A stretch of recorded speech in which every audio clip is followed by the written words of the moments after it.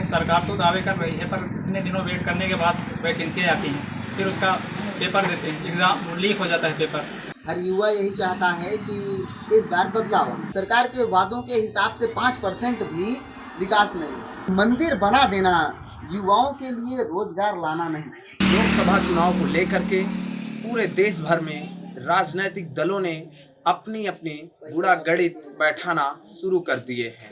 कौन सा प्रत्याशी किस लोकसभा क्षेत्र में ठीक रहेगा, और उसी को समीकरणों के हिसाब से सभी राजनीतिक दल प्रत्याशी बना करके लोकसभा क्षेत्रों में भेज रहे हैं। लेकिन कौशाम्बी लोकसभा क्षेत्र में अभी तक सिर्फ और सिर्फ बहुजन समाज पार्टी ने अपना प्रत्याशी घोषित किया है। बाकी अन्य दलों ने अभी तक अपना प्रत्याशी बनाकर मैदान में किसी को नहीं भेजा है। आज हमारी मौजूदगी कौशाम्बी के धुमाई ग्राम पंचायत में है और यहाँ के वोटरों से बातचीत करने की कोशिश करेंगे कि इनकी क्या राय है, कौशाम्बी लोकसभा क्षेत्र में कैसा प्रत्याशी होना चाहिए और देश में किसकी सरकार होनी चाहिए और इनकी क्या मांगे हैं। इसे बातचीत करने की कोशिश करते हैं। क्या नाम है? नमस्ते, मेरा नाम अनुज कुमार है। अनुज जी, आपको कैसा सांसद चाहिए कौशाम्बी लोकसभा में? देखिए, हम लोग तो युवा हैं, हमारे पढ़े लिखे हैं, हमारे लिए बेरोजगारी सबसे बड़ा मुद्दा है। तो हमारे ये सरकार तमाम दावे कर रही है कि रोजगार हम दे रहे हैं, वैकेंसियाँ निकाल रहे हैं, तमाम कई लाख युवाओं को हमने रोजगार दिया है, उसको लेकर क्या कहना है? सरकार तो दावे कर रही है, पर इतने दिनों वेट करने के बाद वैकेंसी आती हैं, फिर उसका पेपर देते हैं, एग्ज़ाम लीक हो जाता है पेपर, इससे परेशान हैं। पुलिस का आपने पेपर दिया था क्या? सारी मेहनत में पानी फिर गया? पानी फिर गया। सरकार ने फिर से कराने के लिए कहा है। 6 महीने का फिर से इंतजार करें, फिर चुनाव है। तो इस बार किसकी सरकार चाहेंगे? अब तो हम बदलाव चाहते हैं। बदलाव चाहते हैं। क्या नाम है आपका? मेरा मुंडाराज है। इसके पहले कभी वोट किया है? इसके पहले कभी वोट नहीं दिया। फर्स्ट वोटर हो? फर्स्ट वोटर है। तो किन मुद्दों को देख करके कौन सी सरकार अच्छी रहेगी, और आपको रोजगार से भी युवा हो तो इसको लेकर के क्या चाहोगे कि कैसा प्रत्याशी हो, किसकी सरकार हो? हम यही चाहेंगे कि अब की बार जो भी अच्छा कार्य करेगा, जो भी युवा अच्छा कार्य अच्छा करेगा काम, उसी को चुनेंगे। सरकार बदलाव चाहते हैं। बदलाव। क्या नाम है? जी सर, नमस्ते, मैं राजाराम सोनकर। तो लोकसभा चुनाव को लेकर क्या कहना चाहते हैं? वैसे तो लोकसभा चुनाव इस समय सभी लोग सरकसी पे हैं, कोई ना कोई अपनी अपनी बात रखते रहते हैं। जहाँ तक देखा जाए तो मैं क्या, हर युवा यही चाहता है कि इस बार बदलाव आए। ठीक है, और बदलाव की 10 सालों से मोदी सरकार है और 10 सालों से कौशाम्बी लोग से लेकर सांसद हैं, तमाम दावे हो रहे हैं कि विकास हुए हैं। क्या विकास कार्यों से आप खुश नहीं? दरअसल सर, लोकतंत्र जो है वहाँ पे अगर बदलाव ना हो तो लोकतंत्र में निरंकुशता व्याप्त होने लगती है।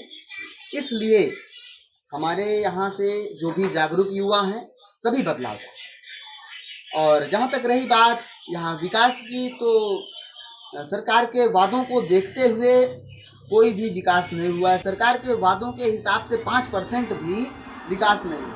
सरकार को तमाम दावे धारा 370 हटाने का काम किया है और भी तमाम मुद्दों पर वो अपनी बात वैसे कि हमने पूरा किया है। वैसे सर, अगर धारा 370 देखा जाए तो धारा 370 की जरूरत तो पड़ी थी। मैं इस पर थोड़ा सा बताना चाहूँगा। देखिए, जब हमारा देश स्वतंत्र हुआ था उस समय ये लगभग 500 से अधिक रियासतों में बटा हुआ था, और ये जो जम्मू कश्मीर है ये भी रियासत थी, और यहाँ पर राजा हरि सिंह उस समय शासन कर रहे थे।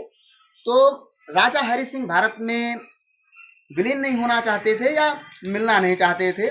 तो ये जो धारा 370 बनाई गई थी, यह कुल मिलाकर एक संधि थी, एक समझौता था, जिसमें सरदार वल्लभ भाई पटेल जी ने बहुत बड़ी अहम भूमिका निभाई थी, और राजा हरि सिंह को भारत में मिलाने के लिए यह धारा 370 बना दिया गया था, जिसके तहत वो अपना शासन करें और साथ ही भारत में रहें।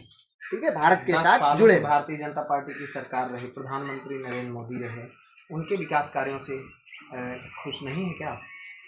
दरअसल विकास कार्य तो हुए हैं, लेकिन जहाँ तक देखा जाए उनके वादों से मतलब 80% वादे उनके झूठे रहे और 20% वादों पर उन्होंने काम किया है। और जिन वादों पर उन्होंने काम किया है, मुझे लगता है, मेरे हिसाब से, आज के युवा के हिसाब से उनका कार्य निरर्थक रहा है। युवा के लिए कोई भी सार्थक कार्य नहीं हुआ है। बीजेपी लगातार कह रही है कि हमने कहा था कि रामलला हम आएंगे, मंदिर वहीं बनाएंगे, हमने वो वादा पूरा कर दिया। वैसे सर, मंदिर बना देना युवाओं के लिए रोजगार लाना नहीं, ठीक है। एक मंदिर बना देने से इतने सारे युवा, मान लीजिए मेरे देश में 144 करोड़ की आबादी में लगभग 50 करोड़ युवा हैं जो 18 से 35 वर्ष के उम्र के हैं और बेरोजगार भी हैं, ठीक है। तो इस मंदिर के निर्माण से बढ़कर हमें रोजगार लगना चाहिए, ठीक है। युवाओं को रोजगार मिल जाए तो इस मंदिर से बढ़कर है, क्योंकि रोजगार ही हमारे देश की अर्थव्यवस्था को सुधारता है। क्यों रोजगार नहीं मिल रहा क्या इसमें?